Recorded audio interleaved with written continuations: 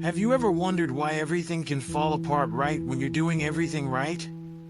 That's exactly what happened to Job. One day, he's honored, prosperous, and respected.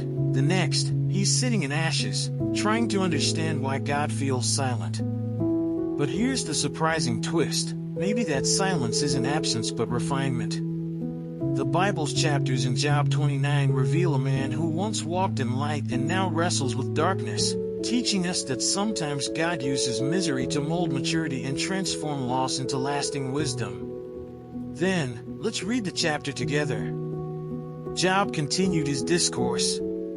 How I long for the months gone by, for the days when God watched over me, when his lamp shone on my head and by his light I walked through darkness.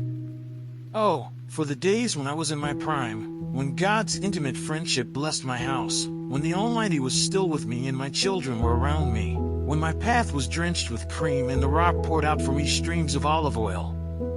When I went to the gate of the city and took my seat in the public square, the young men saw me and stepped aside, and the old men rose to their feet. The chief men refrained from speaking and covered their mouths with their hands. The voices of the nobles were hushed, and their tongues stuck to the roof of their mouths. Whoever heard me spoke well of me, and those who saw me commended me, because I rescued the poor who cried for help, and the fatherless who had none to assist them. The one who was dying blessed me. I made the widow's heart sing. I put on righteousness as my clothing. Justice was my robe and my turban. I was eyes to the blind and feet to the lame. I was a father to the needy. I took up the case of the stranger. I broke the fangs of the wicked and snatched the victims from their teeth. I thought, I will die in my own house, my days as numerous as the grains of sand. My roots will reach to the water, and the dew will lie all night on my branches. My glory will not fade, the bough will be ever new in my hand. People listened to me expectantly, waiting in silence for my counsel. After I had spoken, they spoke no more. My words fell gently on their ears. They waited for me as for showers and drank in my words as the spring rain. When I smiled at them, they scarcely believed it. The light of my face was precious to them. I chose the way for them and sat as their chief. I dwelt as a king among his troops. I was like one who comforts mourners. Let's say a quick prayer to thank the Lord for his mercy. Lord, thank you for opening my eyes through this study of Job. Sometimes, it's hard to understand why things fall apart, but today I'm reminded that even in the silence, you're working. Help me hold on to that truth when life feels heavy. Teach me to trust you like Job did, to see your purpose even in the pain. And please, give me the strength and wisdom to live out what I've learned, one day at a time. Amen. So, what if your pain isn't punishment, but preparation?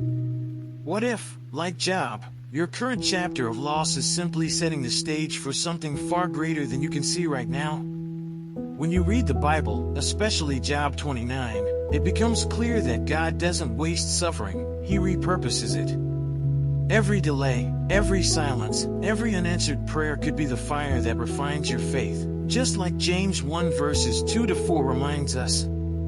The question is, will you let that fire make you bitter or better? Maybe it's time to stop asking why me, and start asking what's God forming in me through this?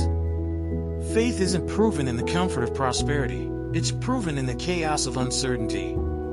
And if Job could hold on through silence, imagine what can happen when you refuse to give up. Every dark night ends with a sunrise. You just have to keep walking long enough to see it. So tell me, are you ready to let your pain become purpose?